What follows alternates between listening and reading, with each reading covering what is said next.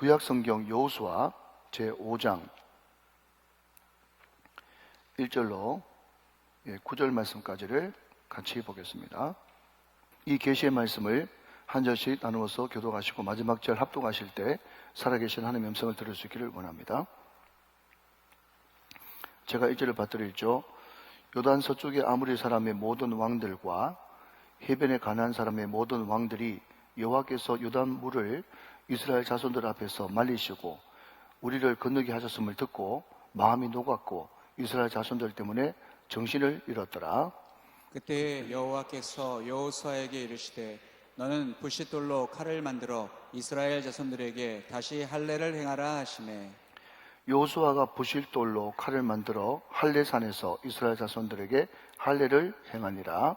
여호수아가 할례를 시행한 까닭은 이것이니 애굽에서 나온 모든 백성 중 남자 곧 모든 군사는 애굽에서 나온 후 광야길에서 죽었는데 그 나온 백성은 다 할례를 받았으나 다만 애굽에서 나온 후 광야길에서 난 자는 할례를 받지 못하였음이라. 이스라엘 자손들이 여호와의 음성을 청종하지 아니하므로 여호와께서 그들에게 대하여 맹세하사 그들의 조상들에게 맹세하여 우리에게 주리라고 하신 땅 곧 젖과 꿀이 흐르는 땅을 그들이 보지 못하게 하리라 하시매 애굽에서 나온 족속 곧 군사들이 다 멸절하기까지 40년 동안을 광야에서 헤매었더니 그들의 대를 잇게 하신 이 자손에게 여호수아가 할례를 행하였으니 길에서는 그들에게 할례를 행하지 못하였으므로 할례 없는 자가 되었음이었더라. 또 그 모든 백성에게 할례 행하기를 마침에 백성이 진중 각 처소에 머물며 낫기를 기다릴 때에 9절 다 같이요. 여호와께서 여호수아에게 이르시되 내가 오늘 애굽의 수치를 너희에게서 떠나가게 하셨다 하셨으므로 그곳 이름을 오늘까지 길갈이라 하느니라. 아멘, 아멘. 그럼 제가 어느 책을 보니까 우리 심장이 이게 태어날 때부터 죽을 때까지 뛰잖아요.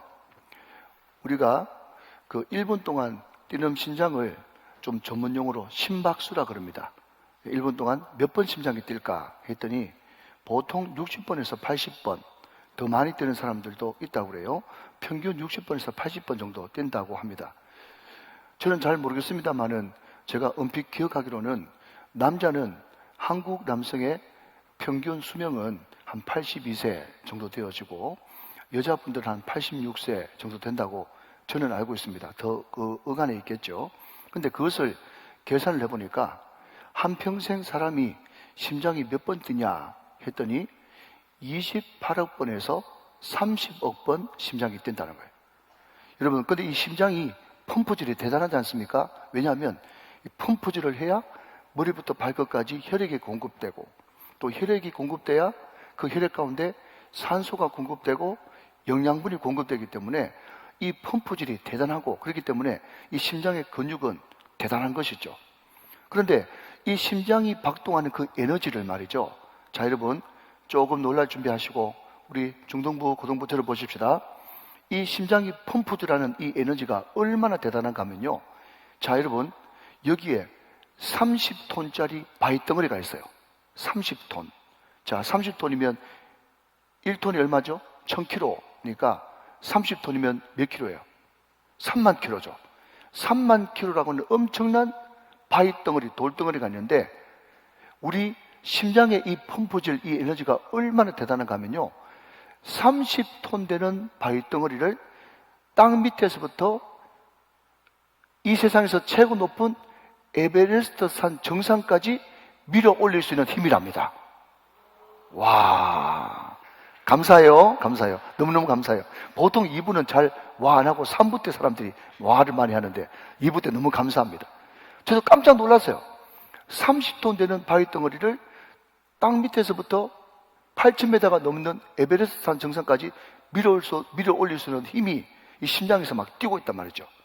평생 우리가 펌프질하는 그 에너지를 다 합산해 보니까 그 정도 에너지가 된다는 것입니다. 여러분, 저는 그 이야기를 들으면서 이런 생각을 했어요. 아, 그래. 우리 심장이 그렇게 뛴다 그러면 우리의 영적 심장도 그렇게 뛰어야 마땅하다. 아멘. 왜 그렇습니까? 예배란 무엇인가 하면요. 영원하신 하나님, 전능하신 하나님이 내 영혼 속에 들어오는 것입니다. 우주의 왕 되신 그 하나님이 나를 사랑하신다고 하는 그 말씀을 듣는 시간입니다. 내가 무엇이 간데 하나님께서 내 인생 가운데 개입하시고 함께 해주셔서 내 대신 God works, 하나님이 일해 주신다고 하는 그 감동스러운 이야기를 듣는 시간입니다. 지금도 주님이 나와 함께 계시고 그분이 나를 얼마나 사랑하시는지를 듣는 시간입니다. 여러분, 그 말씀을 듣고 그 말씀을 붙들고 기도하고 그 하나님을 찬양할 때에 우리의 심장은 뜨거워질 수밖에 없는 거죠. 뛸 수밖에 없는 거죠. 흥분될 수밖에 없는 것입니다. 여러분, 그 에너지를 우리 마음속에 날마다 예배 시간을 통해서 공급받는다면 여러분 생각해 보십시오. 우리는 이기지 말라 그래도 이길 수밖에 없고 잘 되지 말라 그래도 잘 될 수밖에 없는 놀라운 역사가 이 예배 시간에 일어나는 것입니다. 사랑하는 여러분, 다시 한번 강조합니다. 이 예배 시간에 다시 한번 더 여러분 피가 뜨거워지고 가슴이 뛰고 벅차고 감격스러운, 그래서 이 예배를 다 드리고 나서 세상을 향해서 나아갈 때 세상아 와라, 네가 무엇이냐, 세상 큰 산 네가 무엇이냐, 무너져 평재가 될지어다 선포하면서 세상과 맞짱 뜰 수 있는 저와 여러분 다 되시기를 주 예수 그리스도의 이름으로 축원합니다. 여러분, 여기에 보면요, 이 여호수아서를 읽어보면 막 심장이 뛰고 또 가슴이 뜨거워져요. 왜냐하면요, 여호수아가 가는 곳마다 승리하는 그런 승리의 기록이 펼쳐져 있거든요. 여호수아가 여러분 요단강을 오늘 건너고 난 다음에 제일 먼저 막다뜨린 큰 성이 여리고성인데 그 성을 하나님이 일하심으로 무너뜨렸습니다. 잠시 그 다음 성 아이성에서 교만해가지고 주춤거린 다음에 그 다음에 계속 전쟁을 펼치게 되는데 여러분 한번 따라해 보실래요? 31전 30승 1패. 여러분 대단한 겁니다. 한 번 지고 다 이겼다는 거예요. 그 전쟁의 승리 역사가 계속 펼쳐지고 있더라 하는 것입니다. 그러니까 오늘 여호수아서를 쭉 읽어보면 말이죠, 네가 무엇 때문에 고민하느냐, 또 어떤 걸 선택할 것이냐, 그것을 이야기하는 게 아니라 전쟁에서 어떤 고난과 어떤 형편과 사정이 생긴다고 할지라도 그 상황에서 승리하는 원칙이라 그럴까요? 비결이라 그럴까요? 원리, 마치 방정식 같은 거 말이죠. 여러분 방정식을 알면, 여러분 다시 한번 이야기합니다.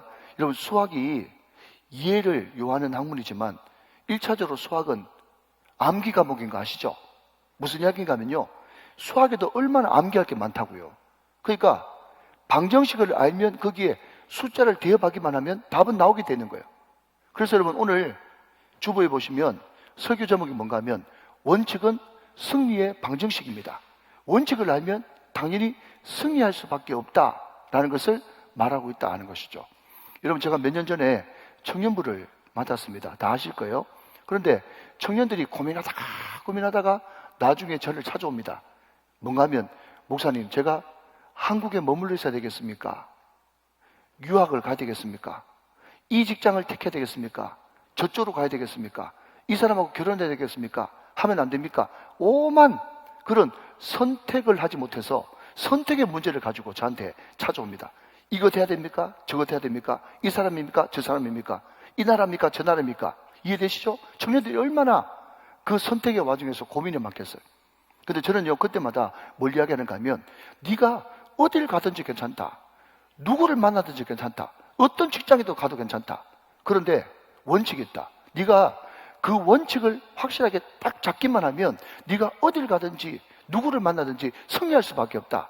자꾸 개별적인 거, 케이스 바이 케이스를 자꾸 묻지 말고 네가 과연 원리를 잡고 있는가, 하나님의 승리의 원칙을 잡고 있는가, 승리의 방정식을 네가 암기하고 외우고 있고 체질이 되어 있는가, 그것을 먼저 점검하라고 제가 늘 강조합니다. 여러분에게도 마찬가지입니다. 사랑하는 여러분, 오늘 이 여호수아 이 5장 말씀을 통해서 승리의 방정식이 있고 원칙이 있고 원리가 있는데 이 원리를 잡기만 하면 여러분들이 뭘 택해도 괜찮다니까요. 여러분, 저는 아빠입니다. 그냥 용서하고 들으십시오. 여러분 이해를 해서 저는 넉넉한 아빠예요. 넉넉한 아빠가 뭔가 하면요, 울타리가 넓은 거예요. 울타리를 넓게 치고 어떤 사람은 울타리가 좁아요. 그래서 울타리가 좁은 아빠는 말이죠, 늘 애 할 때마다 이렇게 해야 된다, 이거 조심해야 된다, 저거 주의해야 된다, 계속 잔소리만 합니다. 그런데 울타리가 넓은 아빠는 웬만한 거는 다 해보라고 그래요. 전제는 뭐죠? 죄 짓는 것만 알면 경험해보라고 그러는 겁니다. 그런데 이렇게 지켜보다가 얘가 그냥 연약해가지고 울타리를 넘으려고 그러잖아요. 그때 아빠는 결정적으로 그 넘어가면 안 돼 하면서 툭 쳐가지고 다시 울타리 안으로 넣어주는 것이 좋은 아빠죠. 이해되시면 아멘. 여러분, 하나님이 누구시냐고 물으신다면요, 내가 아이들을 가장 사랑할 때, 그때보다 우리 아이들을 억만 배, 천만 배 더 사랑하시는 분이 우리 아버지세요. 우리 아버지는 울타리가 넓으신 분이세요. 그러니까 하나님은 케이스 바이 케이스로, 물론 하나님의 선하시고 온전하시고 기쁜 뜻을 순종하기를 원하시지만은 죄 짓는 것만 아니라면 하나님께서는 큰 울타리를 만들고 한번 해보라고, 내가 너를 도와주겠다고, 아멘, 함께 하겠다고 항상 격려해 주시고 위로해 주시는 분이 제가 만난 하나님이에요. 그 하나님을 만나니까 자유하더라고요. 자, 그러면 여러분, 먼저 결론부터 말씀드리면, 우리가 무엇을 택하든지 그 전제 원칙이 뭐냐 하면요, 자, 여러분, 첫 번째입니다. God works. 하나님이 일하시다고, 하나님께서 나를 위해서 지금도 일하고 계신다는 것을 믿어야 되는 것입니다. 이게 우리가 승리의 원칙 첫 번째예요. God works. 하나님이 일하신다. 여러분, 요수아를 보면요, 자주 등장하는 말이 뭔가 하면, 요수아 2장의 라합 이야기를 할 때도 그랬고 오늘 본문에도 그렇고, 자, 여러분, 오늘 보면 1절 말씀을 저와 같이 먼저 읽어보도록 하겠습니다. 1절 말씀이에요. 제가 읽습니다. 요단 서쪽의 아모리 사람의 모든 왕들과 해변에 가나안 사람의 모든 왕들이 여호와께서 요단 물을 이스라엘 자손들 앞에서 말리시고 우리를 건너게 하셨음을 듣고, 같이 시작. 마음이 녹았고 이스라엘 자손들 때문에 정신을 잃었더라. 여러분, 이게 옛날 버전 성경에는 간담이 녹았고 정신을 잃었다, 그렇게 표현하고 있어요. 자, 여러분, 라합이 그 정탐꾼을 살려주고 또 여리고가 맥없이 무너지고 한 그 모든 것에는 뭐가 전제되어 있었는가 하면, 나를 사랑하시고 나를 나보다 더 잘하시는 그 주님이 대장되시고 앞서가셔서 하나님이 이미 일하셨기 때문에, 일하신 증거가 뭡니까? 그들의 마음이 녹아버렸고 정신을 잃어버리게 하시니 그분이 누구십니까? 하나님이시단 말이죠. 하나님이 먼저 가서 일하셨기 때문에 우리는 승리할 수 있다는 것을 믿어야 할지니라. 그러니까 여러분, 승리를 위한 첫 번째 비결이 뭔가 하면 God works. 하나님이 내 편이 되시고 하나님이 나를 위해서 일하고 계시다는 것을 믿으라 하는 것입니다. 이게 전제가 되어야 된다는 것이죠. 믿으시기 바랍니다. 제가 보니까 두 분이 아직까지 못 믿는 눈치인데 여러분, 믿으셔야 돼요. 하나님이 여러분을 위해서 먼저 앞서 일하고 계십니다. 얼마나 든든합니까? 하나님이 나를 위해서 일하고 계신다니. 주가 일하시네, 주가 일하시네. 믿으시죠? 여러분, 찬송가 중에서도 이런 가사가 있지 않습니까? 내 힘만 의지할 때는 패할 수밖에 없어요. 그때 힘 있는 장수 나오셔서 날 대신해서 싸우시는데, 그 장수 누군가? 주 예수 그리스도, 만군의 주로다. 당할 자 누구랴? 반드시 이기리로다. 우리 주님이 날 대신해서 싸워주신다. 날 대신해서 일해주신다. 이것을 믿는 사람이 승리를 날마다 쟁취하는 승리의 공식 방정식을 이미 가지고 있는 사람이죠. 믿으시면 아멘. 자, 여러분, 두 번째는 뭔가 하면, 성경이 이야기하는 두 번째는요, 말씀을 앞세우라는 것입니다. 그래서 요수아 말씀 보면요, 말씀을 가르치는 언약궤를 1km쯤 앞에 두고 따라가라. 왜? 말씀이 길이 될 것이다. 사랑하는 여러분, 이것을 믿으십시오. 여러분, 오늘 100만 불짜리 이야기하는데 가만히 계시면 안 돼요. 여러분, 방정식을 딱 외워버리면 여러분 다 이긴다니까. 여러분, 말씀을 앞세우라. 말씀이 길이 될 것이다. 기도를 앞세우라. 기도가 너희의 힘과 에너지와 위로가 될 것이다. 예배를 앞세우라. 예배가 항상 너희가 임마누엘의 은혜를 받는 은총이 있을 것이다. 거룩과 성결을 앞세우라. 거룩과 성결이 너희를 하여금 당당하게 하고 담대하게 만들 것이다. 여러분, 이것이 요수아 전체, 성경 전체가 이야기하는 승리의 비결이에요. 자, 여러분, 너무 중요하기 때문에 한 번 더 반복해 볼까요? 여러분, 첫 번째가 뭐라고요? God works. 하나님이 일하신다는 것을 믿어라. 두 번째 뭐죠? 말씀을 앞세우라. 말씀이 길이 될 것이다. 기도를 앞세우라. 기도가 너희의 힘과 에너지가 될 것이다. 거룩을 앞세우라. 거룩이 너희로 하여금 담대함을 줄 것이다. 예배를 앞세우라. 예배가 너희로 하여금 하나님의 능력을 공급받게 할 것이다. 여러분, 이것이 승리의 원칙이에요. 승리의 원칙.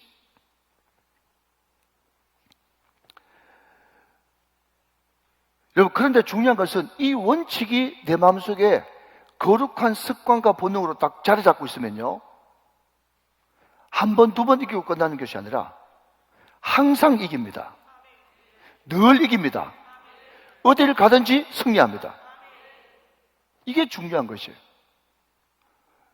왜 우리가 어딜 가든지 이기느냐 하면요, 이것을 좀 어려운 신앙용어로 여러분 한번 따라해 보실래요? 좀 유식하게 한번 따라해 보시기 바랍니다. 신적 완료. 시작. 신적 완료. 신적 완료라고 하는 단어를 써요. 아, 목사님, 이게 도대체 무슨 말입니까? 라고 한다면, 여러분, 말은 어려워도 설명은 쉬워요. 여러분 잘 들어보십시오. 하나님은요, 어제나 오늘이나 영원토록 동일하신 분이십니다. 이것을 여러분 다른 말로 바꾸면 하나님은 시간의 주인이다, 이렇게 바꿀 수가 있고요.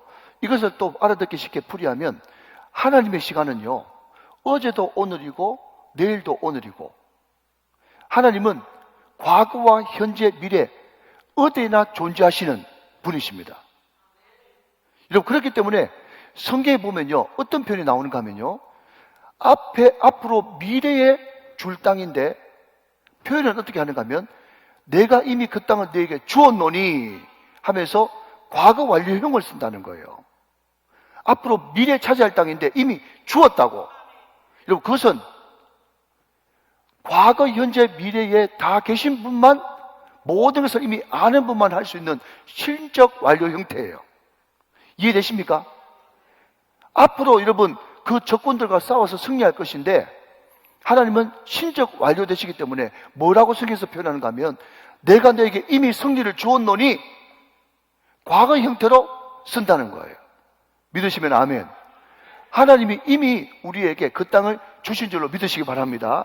이미 우리에게 승리를 주신 줄로 믿으시기 바랍니다. 아멘 하시는데 두 분이 아직까지 모르시기 때문에 제가 이 신적 완료 형태가 어떻게 성경에 실질적으로 용례가 쓰여졌는지 성경 구절 한 구절 소개합니다. 요한복음 16장 33절 말씀을 보시면, 자 보세요. 이것을 너희에게 이르는 것은, 다 하는 말이에요. 이것을 너희에게 이름은, 다 할까요? 일단 찬송 많이 알면 성경 다 있잖아요, 거기에. 잘 보십시오. 이것을 너희에게 이르는 것은 너희로 내 안에서 평안을 누리게 하려 함이라. 세상에서는 너희가 환난을 당하나, 세상에서 여러분 환난 안 당하는 게 아닙니다. 예수님이 직접 말하기를, 세상에서는 너희가 환난을 당하나 그러나 그럼에도 불구하고 담대하라.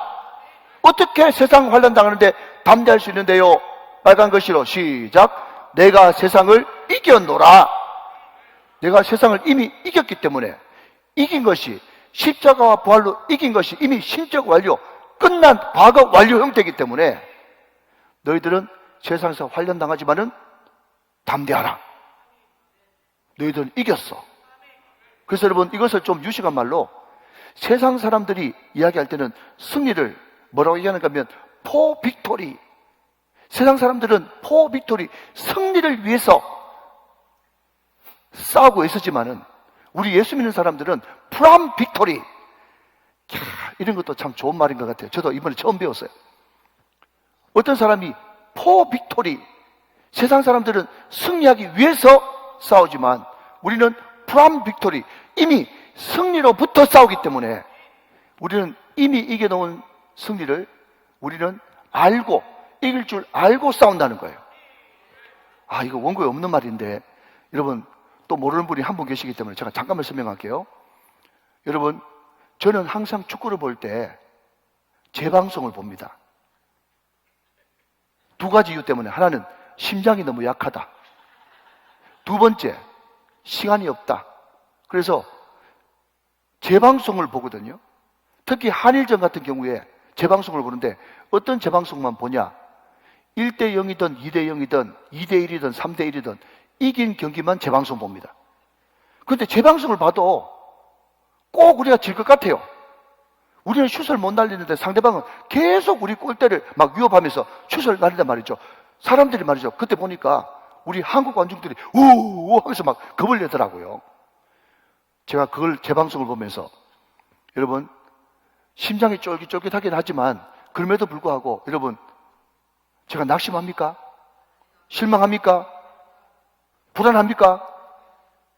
아니에요. 왜 그렇죠? 이미 이겼기 때문에, 이미 이긴 경기를 재방송 보기 때문에 심장이 가끔씩 쫄깃쫄깃하긴 해도 말이죠, 이미 이겼다는 것을 알고 보기 때문에 전혀 염려하지 않습니다. 두려워하지 않습니다. 여러분, 우리 한국이 일본의 축구 이긴 것보다 더 확실한 것은 우리 주님이 십자가와 부활로 사단의 머리를 박살내버리고 이미 승리하셨다는 것은 확실한 사실입니다. 축구 경기 이긴 것보다 더 확실한 사실이에요. 우리 주님이 이미 이겼다. 내가 세상을 이겼노라. 신적 완료. 여러분, 이것을 마음속에 탁 믿음으로 받아들이는 사람은요, 어떤 순간에도 쫄지 않고 이렇게 심장 쫄깃쫄깃하게 하시다가 하나님께서 반드시 확 뒤집어서 역전시키시겠지, 이것을 믿는 믿음이 있기 때문에 어떤 순간에도 우울증, 공황장애 이런 거 없이 담대하게 승리할 수 있다는 것입니다. 사랑하는 여러분, 이것을 마음속으로 확실히 믿게 되시기를 주님의 이름으로 축원합니다. 다만 여러분, 뭐만 준비되어 있어야 돼요? 뭐가 준비되어 있어야 되죠? 첫 번째, God works. 두 번째, 말씀을 앞세워라. 말씀이 길이 될 것이다. 기도를 앞세워라. 기도가 너희에게 힘과 에너지가 될 것이다. 거룩을 앞세워라. 너희에게 담대함을 줄 것이다. 예배를 생활하라. 예배가 너희에게 안정감을 줄 것이다. 믿으시면 아멘. 이것이 전제되었을 때 우리한테 승리는 자동적으로 따라온단 말이죠. 자, 여러분, 같은 맥락에서 오늘 본문에도 보면 이스라엘 백성들이 여리고를 바로 코앞에 두고 있는 그 상황에서 하나님이 우리들에게 승리의 비결을 가르쳐 주기 위해서 세 가지를 요구하십니다. 첫 번째는 따라하실까요? 할례. 할례를 행하라. 이게 첫 번째 요구이고요. 제가 앞에 이미 결론 다 말씀드렸기 때문에 같은 맥락을 여러분 제가 이 세 가지를 통해서 다시 증명해 드리는 거예요. 첫 번째는 할례고, 자, 두 번째는 따라합시다. 유월절. 시작. 유월절. 자, 세 번째는요, 따라합시다. 신발을 벗어라. 시작. 신발을 벗어라. 여러분, 이게 앞에 나온 것에 그대로 두 번 반복입니다. 똑같은 이야기인데 너무나 귀한 내용이기 때문에 간단하게 명확하게 한번 살펴보도록 하겠습니다. 자, 여러분, 첫 번째는 할례입니다. 이 할례가 이스라엘 백성들한테는 얼마나 중요한, 생명과도 맞바꿀 만한 그런 중요한 정체성이고 의미예요. 자, 여러분, 이것을 설명으로도 얼마든지 할 수 있지만 말씀으로 제가 하나 증명해 드릴게요. 잘 보십시오. 사무엘상 17장 26절 말씀 보시죠. 자, 저와 같이 한번 읽어보세요. 좀 길지만 시작. 다윗이 곁에 서 있는 사람들에게 말하 이르되, 지금 다윗이 골리앗하고 지금 붙기 일보 직전에 이제 이야기입니다. 계속 이르되 시작. 이 블레셋 사람을 죽여 이스라엘의 치욕을 제거하는 사람에게는 어떠한 대우를 하겠느냐? 이 할례 받지 않는 블레셋 사람이 누구이기에 살아계시는 하나님의 군대를 모욕하느냐? 여러분, 제가 여기에 치욕이라고 하는 단어에 밑줄을 그어놨고, 그 다음 할례 받지 않는 그랬습니다. 자, 여러분 들어보십시오. 다윗이 지금 골리앗하고 지금 맞짱 뜨는 장면이 아닙니까? 그런데 다윗이 객기를 부리거나 아니면 망상에 사로잡혔거나 아니면 사울의 사이 부마가 되고 싶어가지고 여러분 전쟁에 나간 그런 호기를 부른 것이 아니고, 다윗이 보니까 열받는 거예요. 뭘 열받아요? 저 할례 받지 않는 놈이 감히 할례 받은 우리 이스라엘 백성 하나님의 군대를 모욕한단 말인가? 이건 치욕이다. 물론 하나님께서 이기게 하시겠지만 내가 죽더라도 이 치욕은 안 갚으면 해야 된다 라고 하는 그런 의미에서 다윗이 출전했단 말이에요. 자, 그러니 여러분, 이 말씀을 보니까 할례 받지 않는다는 것은 이스라엘 백성에게 뭐와 같다고요? 치욕이다. 치욕. 아시겠어요? 제가 지금 뭘 강조하고 있는 겁니까? 이스라엘 백성들에게 할례가 그만큼 중요하다는 것을 말씀드리고 있는 거예요. 자, 한 구절 더 봅니다, 여러분. 성경으로 풀어야 돼요. 사무엘상 31장 4절 말씀을 한번 더 보니까 여기에 그런 말씀이 나옵니다. 그가 무기를 든 자에게 이르되, 여러분 이것은요, 지금 사울이 블레셋과 전투를 붙어가지고 이제 길보아산 전투에서 지고 자기라는 장면을 이야기하는 겁니다. 자, 이르되, 다음부터 시작. 내 칼을 빼어 그것으로 나를 찌르라. 할례 받지 않는 자들이 와서 나를 찌르고 모욕할까 두려워하노라 하나 무기 든 자가 심히 두려워하여 감히 행하지 아니하는지라.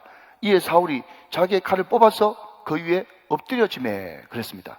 자, 여러분, 사울이 스스로 자기란 이유가 뭐죠? 전쟁이 패기 때문입니까? 아닙니다. 막판에 정신 차렸죠. 자기가 죽긴 죽는데 어떻게 죽기 싫다는 것입니까? 할례 받지 않는 블레셋 사람한테 죽는 것이 나에게 모욕이단 말이죠. 그러니까 스스로 자기를 해서 죽는 거예요. 그게 잘했다는 게 아니고 그만큼 이스라엘 백성들에게는 뭐가 중요하다?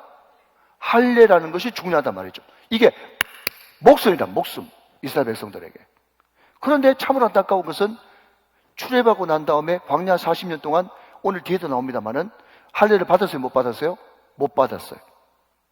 광야에서 출애굽 1세대 모세, 아론 포함해서 싹 다 죽고 요수와 갈렙이 출애굽 1세대 유일한 두 사람인데 그 뒤에 광야에서 태어난 모든 사람들이 다 뭘 못 받았다? 할례 못 받았다 하는 겁니다. 그래서 가나안 입성을 바로 눈앞에 두고 그 여리고를 바로 코앞에 두고 하나님이 여호수아를 통해서 첫 번째 명령한 것이 뭔가 하면 할례부터 행하라, 그렇게 이야기를 하고 있다는 거예요. 자, 여러분 2절 말씀 보십시다. 2절 말씀. 그때 여호와께서 여호수아에게 이르되 너는 부싯돌로 칼을 만들어 이스라엘 자손들에게 다시 할례를 행하라 하시매 그랬습니다. 여러분, 제가 여기에 어디 밑줄을 꺼내는가 하면 부싯돌이라고 한 단어 밑줄 한번 그어보시죠. 그 다음 할례를 행하는데 다시 할례를 행하라, 그렇게 이야기를 하고 있어요.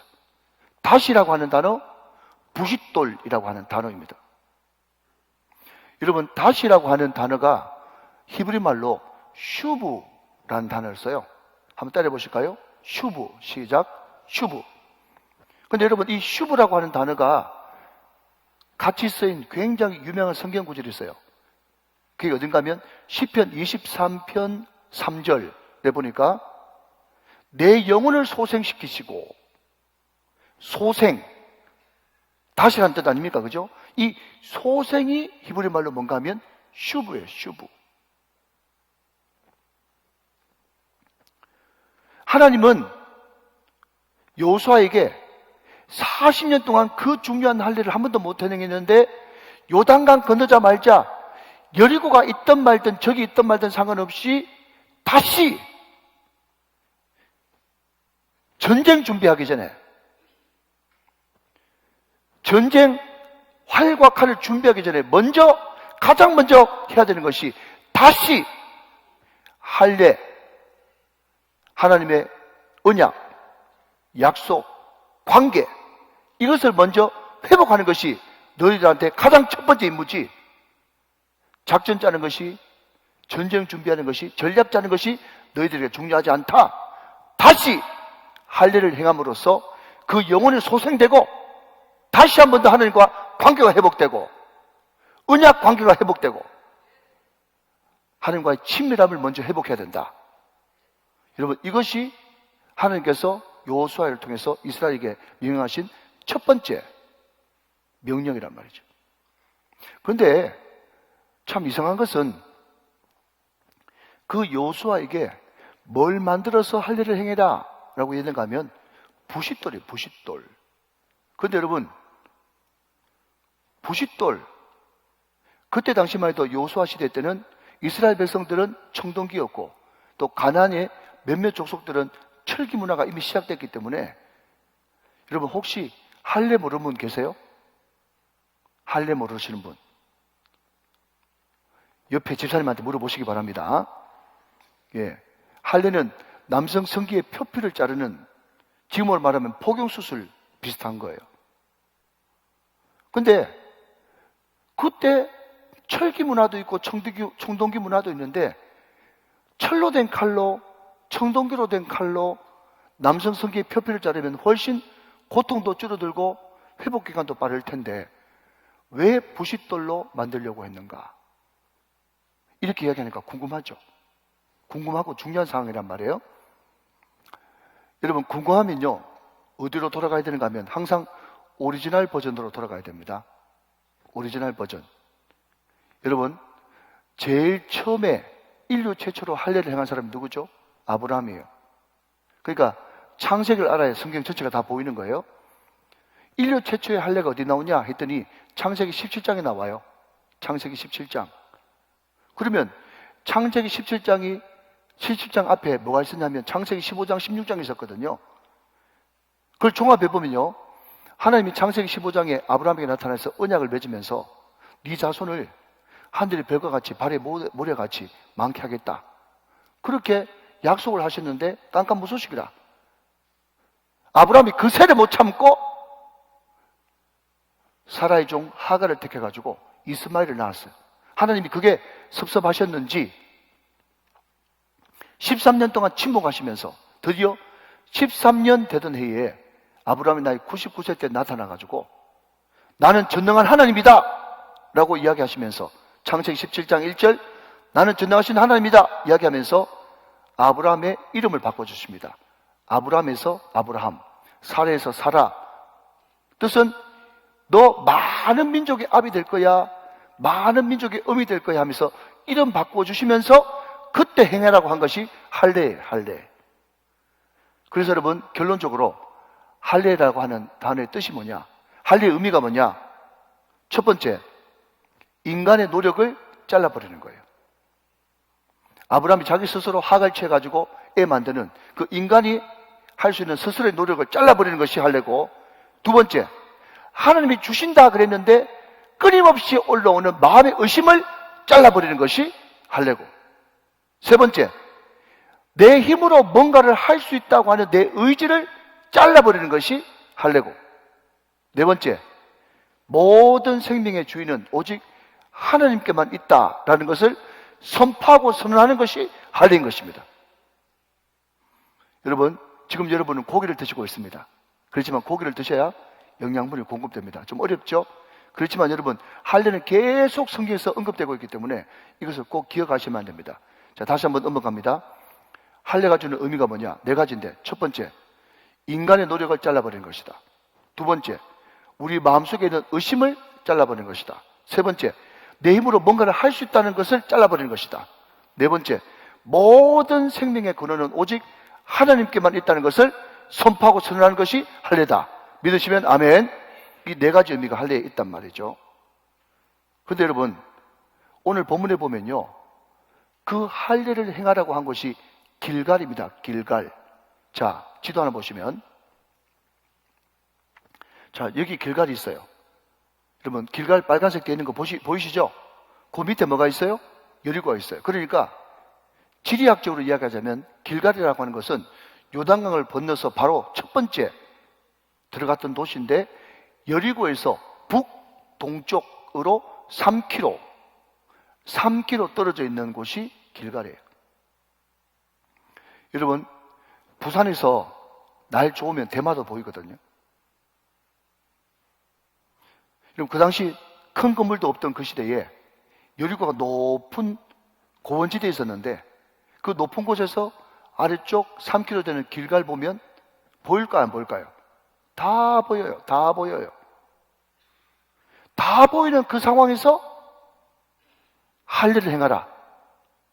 여러분, 창세기 34장에 보면 세겜 족속들이 할례 행하는 바람에 며칠 동안 꼼짝달싹 못했다고 하는 그 말씀이 기록되어 있거든요. 못 움직여요. 그것도 철칼로 안 하고 무슨 돌로? 부싯돌로 해놨으니까 꼼짝달싹할 수 없어요. 도무지 순종할 수 없는 현실 상황입니다.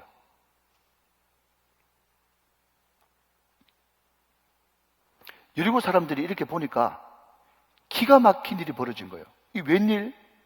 저 사람들이 지금 전쟁 준비를 해도 모자라는 판에 할례를 행하고 있다니. 그런데 더 놀라운 일은 이게 웬일? 그러면 그 사실을 눈에 뻔히 보고 있다면 당연히 여리고 사람들이 전쟁을 일으켜가지고 단칼에 모든 이스라엘 백성들 다 죽여야 그게 정상인데, 옴짝달싹 못하는 것은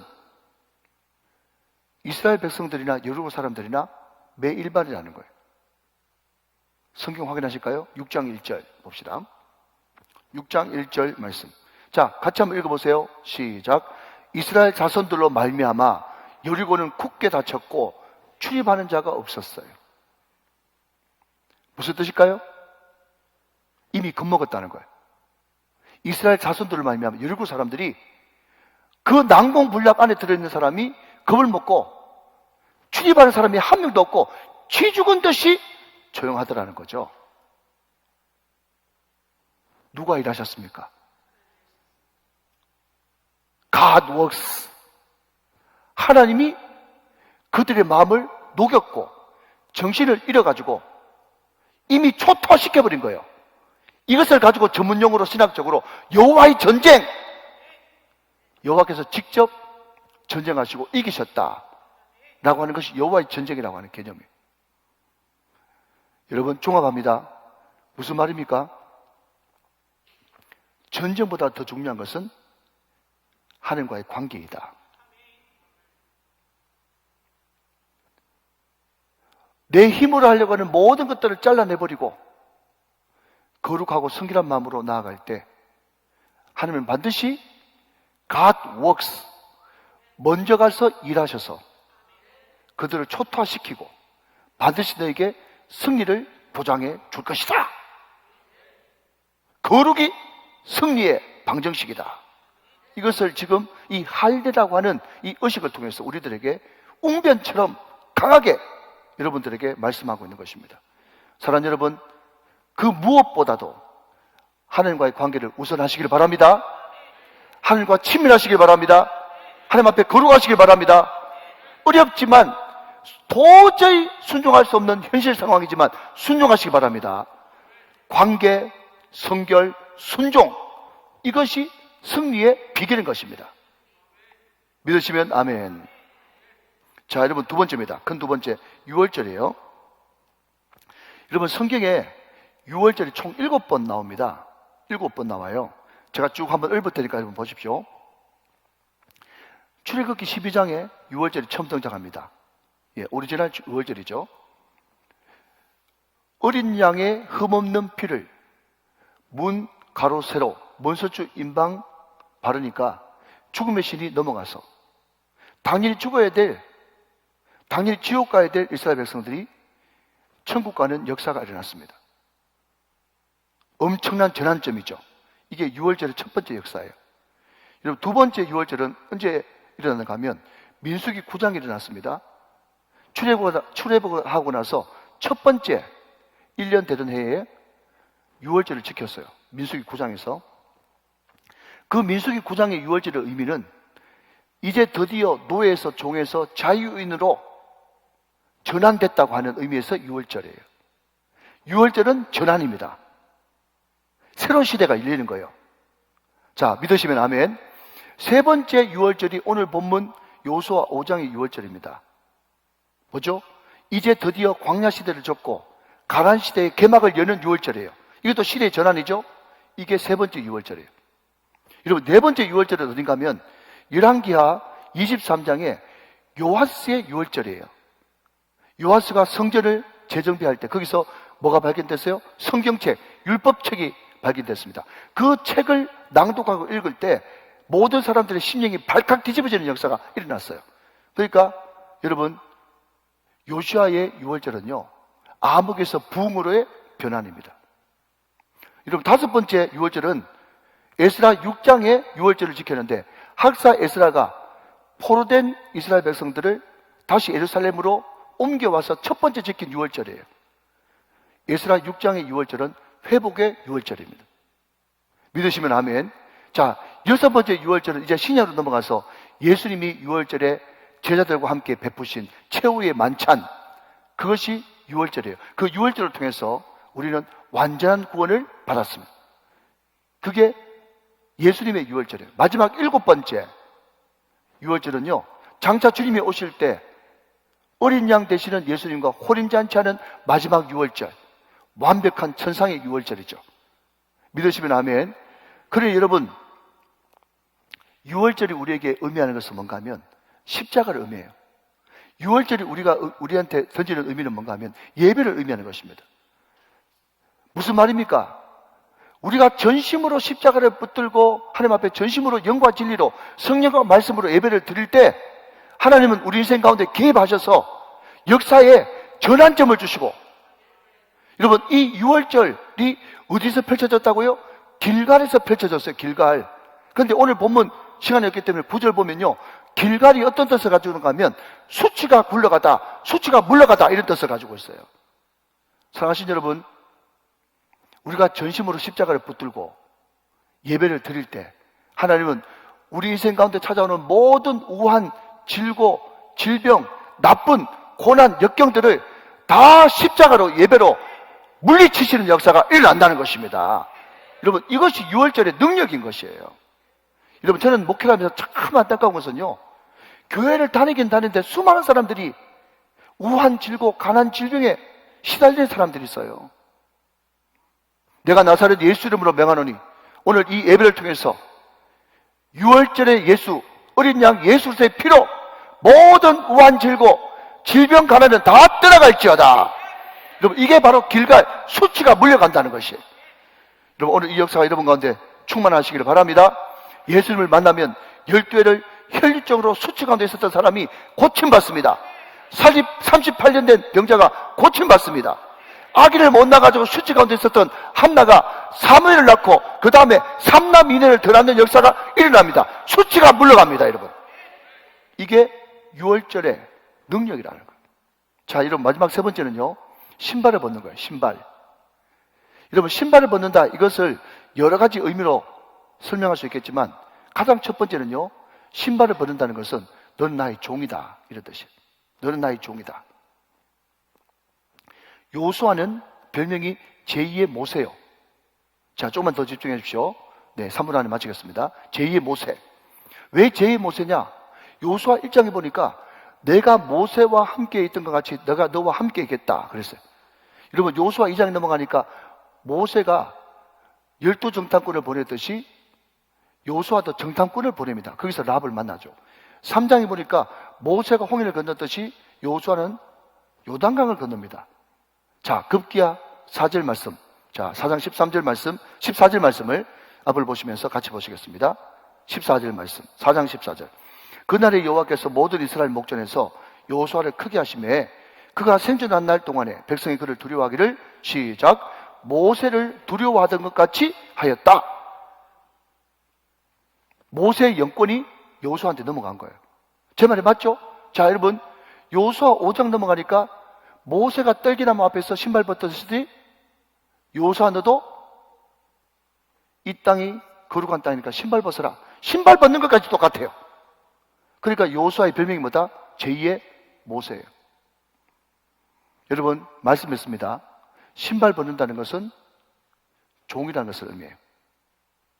신구약에 많은 사람들이, 신앙의 거인들이 다 자기를 주의 종이라고 부르고 그 종도 여러 등급이 있는데 종 중에 가장 아랫단계 등급이 둘로스예요. 노예예요, 노예. 근데 노예라고 불리는 것을 주저하지 않았습니다. 그런데 왜 종이면서도 엄청난 특권을 가지고 있는가 하면요, 종은 세 가지입니다. 첫 번째, 종은요, 주인과 친밀해야 돼요. 그래 종이에요. 종은 두 번째, 주인이 가지고 있는 권위를 자기도 갖게 됩니다. 일시적으로. 그게 종이에요. 세 번째, 이 종은 주인이 맡긴 사명을 끝까지 감당하는 사명 완수자라고 하는 영광이 종에게 있는 거예요. 첫 번째 뭐라고요? 친밀. 두 번째는 뭐라고요? 권위.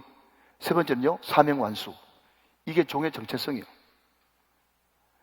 여러분, 제가 이야기만 하고 마칩니다. 제가 어느 목사님한테 들었는데 그 목사님이 집에 개를 키우는 거예요.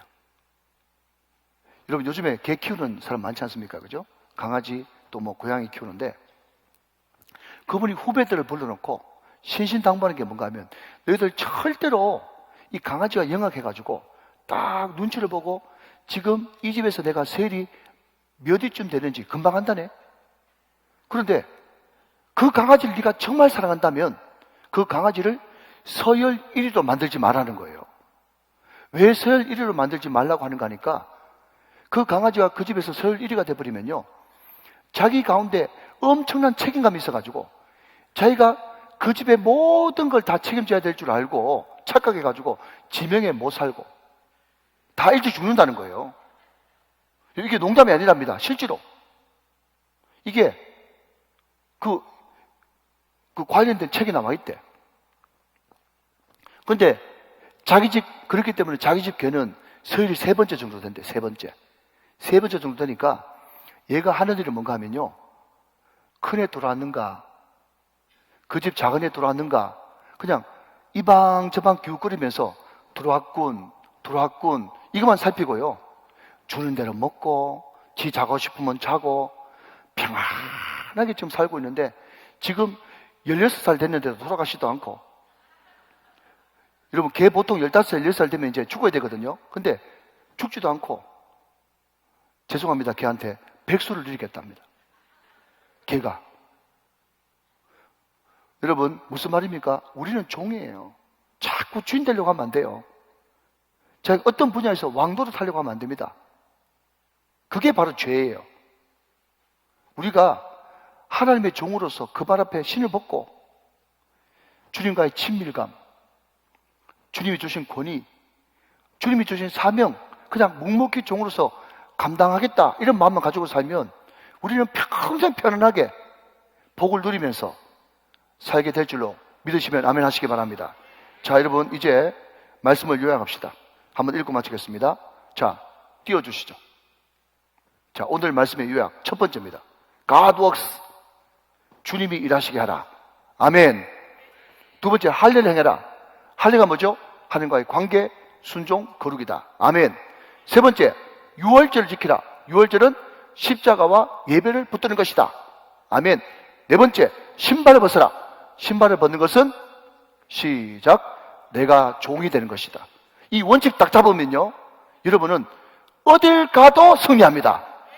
한두 번 승리하는 것이 아니라 어딜 가도 승리해요. 고기도 먹어본 사람이 먹는다고요. 이기는 것도 습관이 된 사람이 계속 이깁니다. 이기는 것이 습관이 되게 하라.